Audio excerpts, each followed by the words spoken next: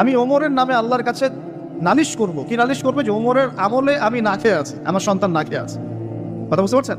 এই কথা শোনার সাথে সাথে উমর রাদিয়াল্লাহু আনহুর মানে বুকে আল্লাহ পাকের ভয় চলে আসে, হৃদয় প্রকম্পিত হলো।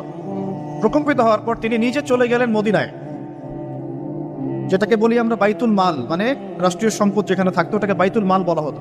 সেখান থেকে একটা আটার বস্তা নিজের কাঁধে উঠিয়েছেন, উঠিয়ে নিজে পায়ে হেঁটে ওই মহিলার বাসায় যাচ্ছেন। তার পাশে থাকা একজন সাহাবী, তিনি বলছেন, তার নাম আসলাম রাদিয়াল্লাহু আনহু, তিনি বলছেন যে ইয়া আমিরুল মুমিনিন, হে আমিরুল মুমিনিন, আমাকে দিন, আনা আহমেলুক, আমি এটাকে বহন করে নিয়ে যাই। আপনি চলেন, সাথে সমস্যা নেই, আমি বহন করে নিয়ে যাই অ্যাটলিস্ট। তখন ওমর রাদিয়াল্লাহু আনহু বলছেন, দিলের কান দিয়ে শোনেন কথাগুলো। ওমর রাদিয়াল্লাহু আনহু বলছেন, হাল আনতা তাহমিলু উযরি ইয়াউমাল কিয়ামা, তুমি কি কিয়ামতের মাঠে আমার পাপের বোঝা বহন করবে? সুবহানাল্লাহ, চিন্তা করে দেয়।